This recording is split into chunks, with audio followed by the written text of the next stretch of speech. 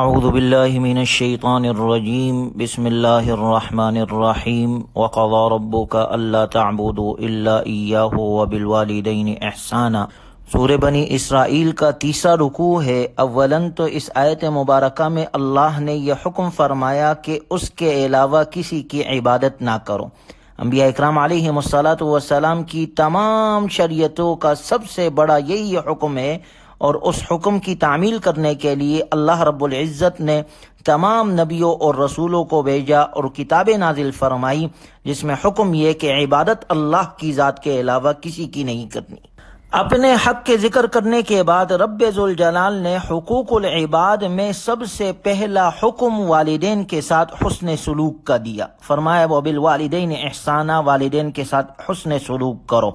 پھر دوسرے نمبر پر فرمایا اما یبلغن عندک الکبر احدہما او کلاہما فلا تقل لہما اف۔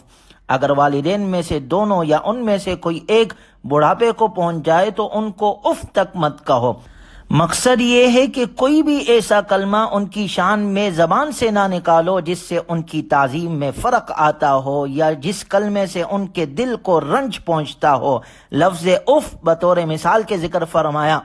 حضرت حسن رضی اللہ تعالی عنہ نے فرمایا کہ رب ذوالجلال کے علم میں اگر کلمہ اف سے نیچے بھی کوئی درجہ ماں باپ کے تکلیف دینے کا ہوتا تو اللہ تعالی اس کو بھی ضرور حرام قرار دے دیتا۔ آگے فرمایا وَلَا تَنْهَرْهُمَا، اور ان کو جھڑکو مت۔ جھڑکنا تو اف کہنے سے بھی زیادہ برا ہے۔ جب اف کہنا منع ہے تو جھڑکنا کیسے درست ہو سکتا ہے؟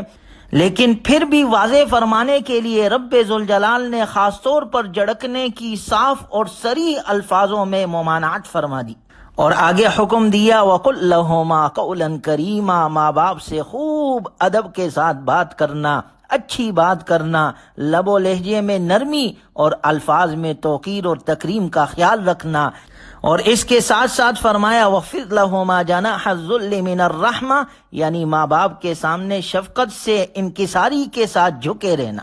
حضرت عبداللہ ابن عمر رضی اللہ عنہما سے روایت ہے کہ حضور اکرم صلی اللہ علیہ وسلم نے ارشاد فرمایا کہ اللہ کی رضامندی ماں باپ کی رضامندی میں ہے، اور اللہ کی ناراضگی ماں باپ کی ناراضگی میں ہے، یعنی ماں باپ کو راضی رکھ تو اللہ پاک بھی راضی ہے، اور ماں باپ کو ناراض کیا تو اللہ بھی ناراض ہوگا۔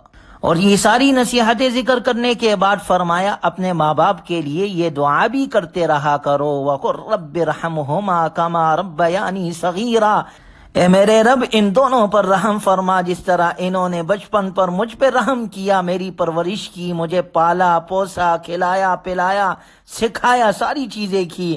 اے اللہ تو بھی ان پر اسی طرح رحم فرما۔ یہ دعا ہمیں ہمیشہ اپنے والدین کے لیے کرنی چاہیے، چاہے کہ ہمارے والدین حیات ہے یا دنیا سے چلے گئے ہیں، یہ دعا ضرور ہمیں اپنے دعاؤں میں شامل کرنی چاہیے۔ یہ دعا سورہ بنی اسرائیل کی آیت نمبر 24 میں مذکور ہے۔ آگے اللہ تبارک و تعالی نے ذکر فرمایا وَآتِ ذَا الْقُرْبَى حَقَّهُ وَالْمِسْكِينَ وَابْنَ السَّبِيلِ وَلَا تُبَذِّرْ تَبْذِيرًا، اور رشتہ داروں کو اور مسکین کو دو اور مسافر کو اس کا حق دے دو، اور مال کو بے جا مت اڑاؤ، بلا شبہ مالوں کو بے جا اڑانے والے شیطان کے بھائی ہیں۔ یعنی ماقبل میں والدین کے ساتھ حسن سلوک کا ذکر فرمایا، ان کے ساتھ حسن سلوک، اپنا مال ان پر خرچ کرنا، اپنے بدن سے ان کی خدمت کرنا، اسی طرح رشتہ داروں کے حقوق بھی ادا کرنے ہیں، مساکین اور مسافروں کا خیال بھی رکھنا ہے، اور اپنے آپ کو تبذیر سے بچانا ہے، اسراف سے اپنے آپ کو محفوظ رکھنا ہے، کیونکہ اسراف کرنے والے وہ شیاطین کے دوست ہیں۔ اللہ نے ذکر کیا وَلَا تُسْرِفُوا إِنَّهُ لَا يُحِبُّ الْمُسْرِفِينَ، اسراف نہ کرو، بلا شبہ اللہ اسراف کرنے والوں کو پسند نہیں فرماتا۔ یعنی فضول خرچی سے اپنے آپ کو بچاؤ، اعتدال کے ساتھ زندگی گزارو اور سب کے حقوق ادا کرو۔ چوتھے رکوع میں اللہ تبارک و تعالی نے چند احکامات کا ذکر کیا۔ فرمایا وَلَا تَقْتُلُوا أَوْلَادَكُمْ خَشْيَةَ إِمْلَاقٍ، تم اپنی اولاد کو تنگ دستی کے ڈر سے قتل نہ کرو۔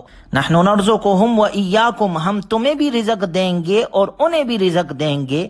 دیکھا جاتا ہے کہ بسا اوقات مرد اور عورت ولادت کو روکنے کے لیے کئی طرح کی چیزیں استعمال کرتے ہیں، لیکن جب رب ذوالجلال کو تخلیق منظور ہوتی ہے تو ان سب چیزوں کے باوجود استقرار ہو جاتا ہے، اولاد پیدا ہو جاتی۔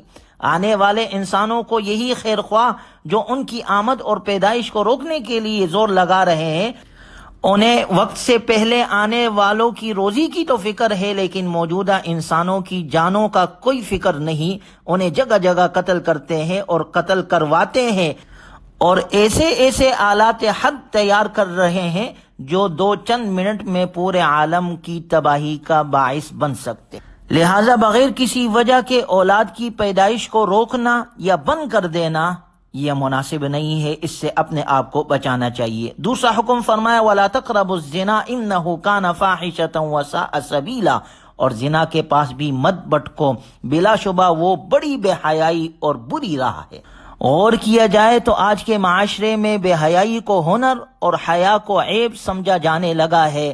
بے حیائی ہر جگہ عام ہے، اور یہی بے حیائی زنا کا سبب بنتا ہے۔ آپ علیہ الصلوۃ والسلام نے فرمایا اذا فاتک الحیا فافعل ما شئت، جب تمہاری حیا ختم ہو جائے تو پھر جو تمہارے دل میں آئے کرو۔ لہٰذا حیا کو اپنانا چاہیے، اپنے آپ کو پاک دامن بنانا چاہیے اور برے معاشرے سے دور رہنا چاہیے۔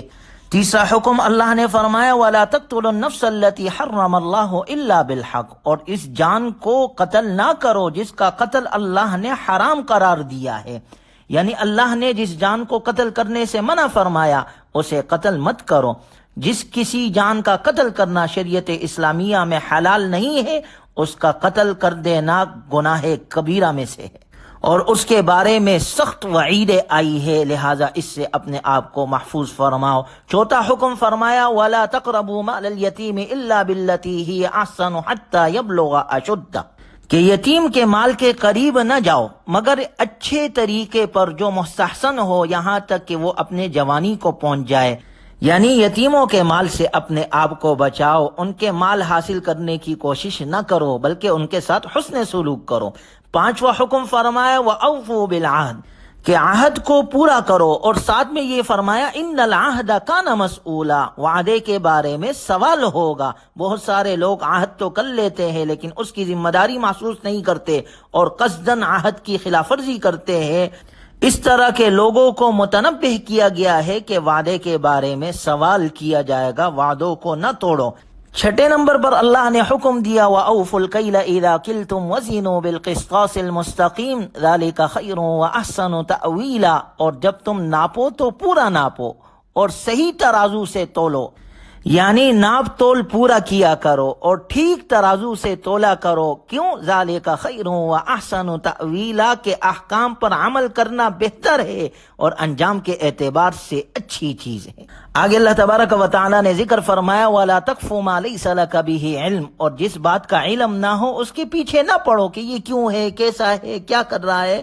ان چیزوں کو چھوڑو۔ ان السمع والبصر والفؤاد کل اولئک کان عنہ مسئولا، بے شک کان اور آنکھ اور دل ان سب کے بارے میں سوال ہوگا۔